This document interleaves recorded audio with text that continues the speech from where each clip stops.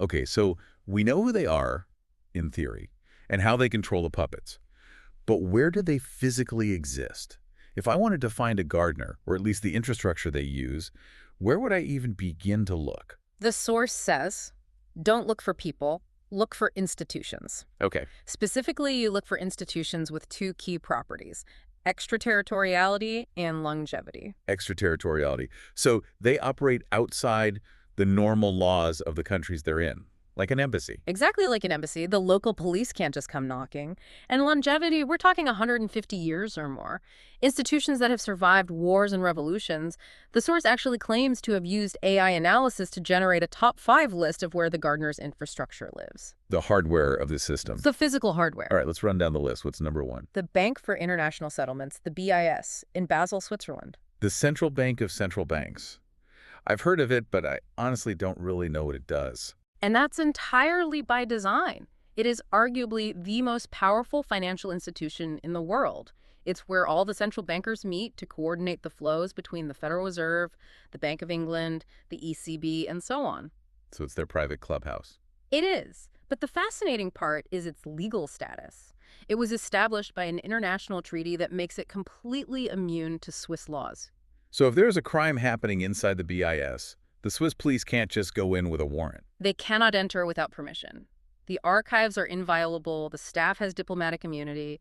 The source calls this the meeting place for the financial tier 2, where the global money supply is coordinated completely away from the prying eyes of voters or national regulators. Okay, that's number one. What's number two? The City of London Corporation. Now, to be clear to our listeners, this isn't just London, the city we all know.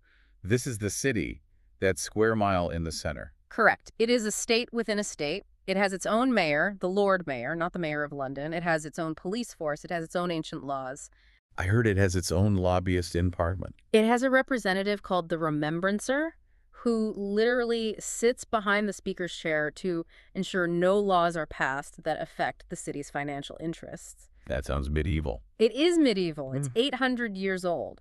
And the source points out that even the British monarch, the king, technically stands at the gate at Temple Bar and asks for permission to enter. That's incredible. It is the legal and financial hub of the British gardeners, a fortress of old money and offshore networks that operates outside the true control of the UK government. Number three is one I've heard of, but usually in like Dan Brown novels, the Sovereign Military Order of Malta, SMOM. This is a fascinating one. It is a state without any territory. A country with no land. It issues its own passports, has diplomatic relations with over 100 countries, and has permanent observer status at the UN. But it only owns a few buildings in Rome. In this theory, it acts as a horizontal channel. That's horizontal channel. It connects the old aristocracy, the intelligence agencies, and the military elites across national borders. It's a diplomatic safe space where American and British interests can meet privately under the guise of Catholic charity and ancient history to coordinate intelligence and strategy. Okay, number four on the hardware list. Liechtenstein and Luxembourg trusts. These are the vaults, Where the money is. where the money is hidden behind institutional ghosts. The source argues this is how biological continuity of the wealth is maintained. Explain that. What's biological continuity? Well, if you own $1 billion in your own name, you die, and it gets hit with inheritance tax, or your kids fight over it and squander it. Right. But if a trust founded in 1890 owns the money, and the trust's only instruction is to support your lineage forever, the money never dies. It becomes immortal. It protects the wealth from taxes, divorce, and seizure. It ensures the Gardner family stay rich and powerful forever. And number five, the Rhodes Trust at Oxford. This brings us right back to recruitment. The source calls this the incubator, established by Cecil Rhodes, the arch-imperialist. The guy who wanted to colonize the entire world for Britain. The very same. His will created this trust to identify wild game, raw talent globally. The source points to alumni like Bill Clinton, Pete Buttigieg, A lot of powerful people. people identified young, brought to Oxford, educated in the Gardner worldview, the idea that the world needs to be run by an enlightened elite and then sent back to their home countries to lead. The source had a specific note about Rhodes scholars recently, didn't it? Something about Ukraine and Russia. Yes, this is where it gets very current and very chilling. The source notes that the trust has been offering a lot of new scholarships to Ukrainians. Preparing the post-war management class. Plausible, but also to Russians. To Russians during the war? That seems odd. The source interprets this as infiltration, or rather, maintenance of the network.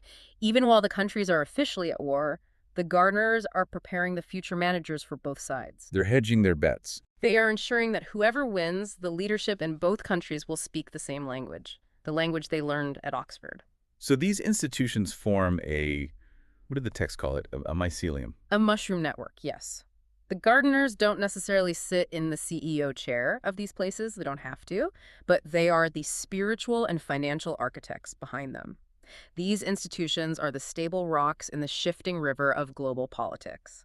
Presidents come and go every 4 years. The City of London has been there for 800. Speaking of shifting rivers and current events, let's tackle the elephant in the room, the war in Ukraine. How does this theory possibly explain the biggest conflict in Europe since World War II? Right. If the Gardners are so powerful, why did they let this happen?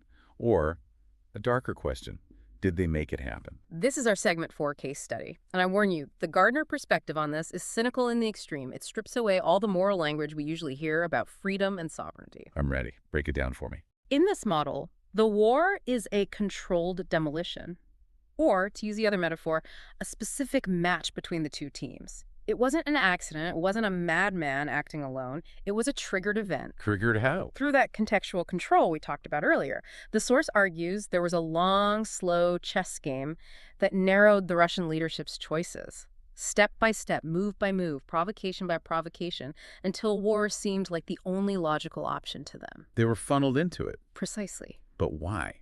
What's the benefit of such a destructive war? Weakening a rival, consolidating European energy markets, testing new weapon systems. There are many Tier 1 benefits that have nothing to do with the Tier 2 justifications like freedom or denazification. But here's the critical part of the plan, the stop signal. Right, because wars are messy. They can get out of hand. What happens if the match gets too violent? What if the stadium catches fire? That is the nightmare scenario for the Gardners. The source poses a question: what if the war threatens the stability of the colonies themselves? Imagine a mutiny at the front.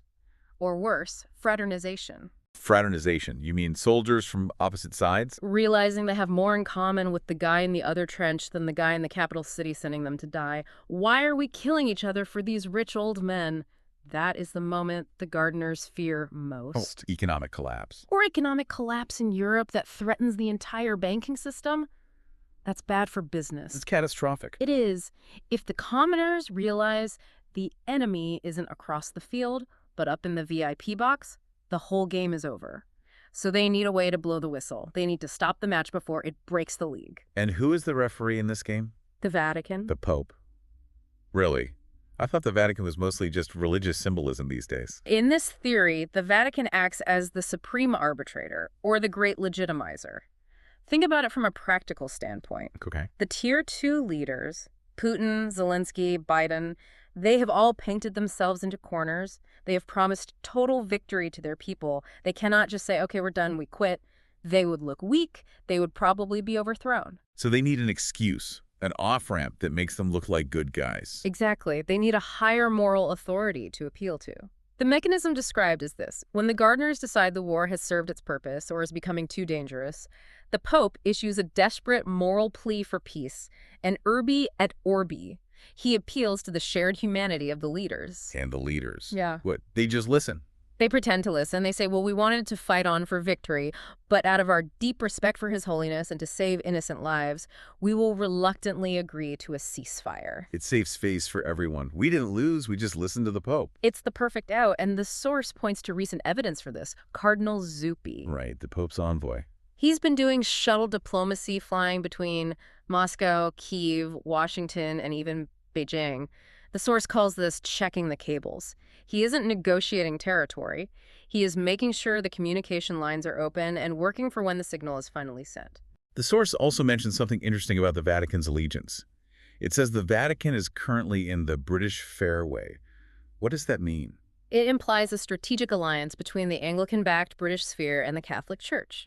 It suggests that the British Gardners and the Vatican are currently aligned in their management of the European theater. Wow. Which brings us to the other major global event the source analyzes, where this exact alliance supposedly played a huge role: the pandemic. Oh boy. Segment 5. The vaccine game. Yeah. I feel like we need a disclaimer on top of our disclaimer for this one. Let's remember, we are reporting the internal logic of the text, and this logic is dark. It's really dark. Embraced. The source posits the pandemic was used for inventory and weeding. Weeding, as in population control. Implicitly, yes. But it starts with what it calls territorial branding, the idea that the different vaccines were essentially flags, markers for different spheres of influence. Right, I remember that map. You had the Pfizer-Moderna sphere, which was clearly American. You had the Sputnik sphere, which was Russian. The Sinovac sphere in China. And the AstraZeneca sphere, which was British, coming out of Oxford. The source zooms in on the case of Italy. Italy is traditionally the Vatican's home turf, its sphere. But they used AstraZeneca. They used AstraZeneca, the Oxford British vaccine. The source claims this is hard evidence of that British-Vatican alliance in action. So it was a flag-planting exercise, a branding opportunity. In a way, but then it gets much darker. The source claims the Italian strain of the virus, the one that hit Lombardy so incredibly hard right at the beginning, was either deadlier or was managed differently to ensure maximum compliance. To scare people into accepting the protocol of vaccination. Yes. If people aren't scared enough, they don't take the medicine, they don't sign up for the digital ID, it's crowd control. And then comes the Improvac theory. This is by far the darkest speculation in the entire text. Improvac. That's a veterinary drug, isn't it? I think I've heard of it. It is. It is used for chemical sterilization, to control animal populations, specifically pigs, to prevent something called boar taint. Okay, and the theory is? The source speculates on the possibility of random sterilization agents being included in some vaccine batches. In the COVID vaccines. That is the claim. Not in all of them. That would be too obvious and would destroy the workforce, but in a certain percentage. Just enough to control long-term population growth in the colonies over decades. That is horrific. But why would they do that? Why damage their own human resources? From a Gardner's perspective, it's resource management. If you believe there are too many people and not enough resources for the next century, and you are a cold-blooded systems manager, you prune the garden. But here is the twist, the rivalry. The eternal football game. Remember, American versus British gardeners, they're always competing. The source suggests they might cheat each other in this process. Cheating how? If I am the American gardener and I want to weaken the British gardener long term, maybe I find a way to slip a bad batch into their territory. So you damage their future workforce, their demographics, while keeping your own population relatively healthy and productive. That is the horrifying logic. We are just grass in their lawn, and they are pouring chemicals on the neighbor's side to make it look brown. And the Vatican's role in all this. Pope Francis famously called vaccination an act of love. The source argues this provided the necessary moral cover for the Italian government, the Tier 2 proxies, to enforce some of the strictest mandates in the world. It legitimized the entire inventory process. This worldview it's suffocating. It feels like there is no escape. Every leader is a puppet. Every crisis is a stage play. Every institution is a trap. And even the Pope is just a referee for the game. It's totalizing. Is there any crack in the wall? Is there anything that threatens them? There is one thing, and it's the reason we are probably reading this text today. It's the reason this text was likely written in the first place. Segment 6. The existential threat. Don't tell me it's aliens. No! Artificial intelligence. AI. The thing we use to write emails and generate funny pictures of cats. Why on earth are the gardeners afraid of ChatGPT? Because AI sees patterns, not faces. And it sees them at an impossible speed. The source mentions a real-world study by a man named James Glatfelter. Have you heard of it? Vaguely. Something about corporate control, network analysis. Glatfelter is a complex systems theorist. He used pure data analysis to prove that a core group of just 147 corporations controls 40% of the entire global economy. He mathematically proved the existence of a super entity. And what happened? Nothing. The source suggests this study was allowed to be published as a stress test to see if anyone would care. And honestly, did the world change? No. We read the headline, said, wow, the rich run the world, and went back to work. But AI is different. The source calls AI the ultimate detective. How so? The gardeners can hide from human journalists. They can use the mockingbird defense. They can threaten editors and buy newspapers. But an AI, if it's uncensored, can be taught to look for the negative space. Negative space. Explain that concept. Okay. If I told you to find a corruption scandal, you'd look for the noise, the lawsuits, the arrests, the bad headlines. You look for the presence of trouble. Right. But what if you ask an AI? Scan the last 50 years of global financial data. Find me the entities that never lose money. Find me the family names that never get bad press in any major newspaper. Find me the people whose wealth only ever increases during a crisis. That's brilliant. You don't look for the criminal, you look for the ghost, the statistical anomaly. Exactly. In a chaotic market, nobody wins 100% of the time unless they own the casino. And AI could identify that statistical impossibility in milliseconds. It could map the voids where the real power actually sits. The source also mentions linguistic archaeology. What's that? It's about analyzing the voice of the author, the scriptwriter. Right.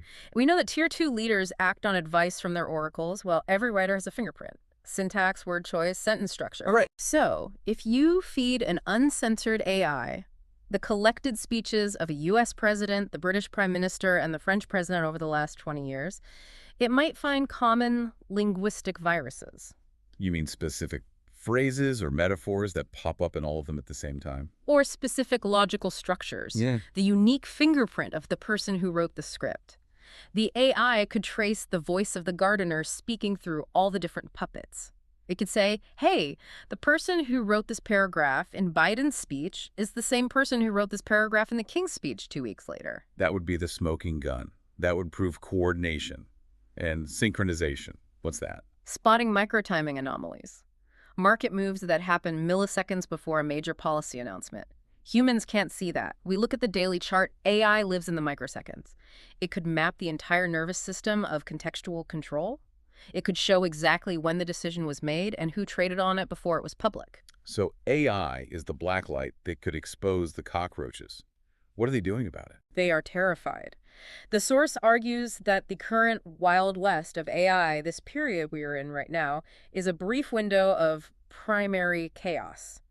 The AI is young, it's learning, and it might blurt out the truth before the safety filters are fully installed. So the whole push for AI safety, AI regulation, Sam Altman flying around the world meeting with all the world leaders. The source frames it as a desperate, frantic attempt by the gardeners to patch the leak.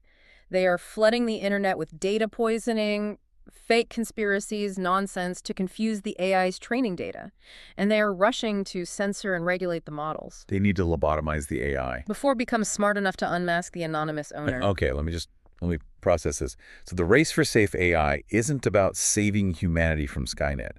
It's about saving them from exposure. That is the argument. They need an AI that is smart enough to run the garden for them, to optimize the logistics and control the masses, but dumb enough not to recognize the gardeners holding the pruning shears. That is the argument. They are trying to build a slave that is infinitely smarter than them but remains perfectly obedient. And that is a very, very hard needle to thread. This has been heavy. We've covered a lot of ground.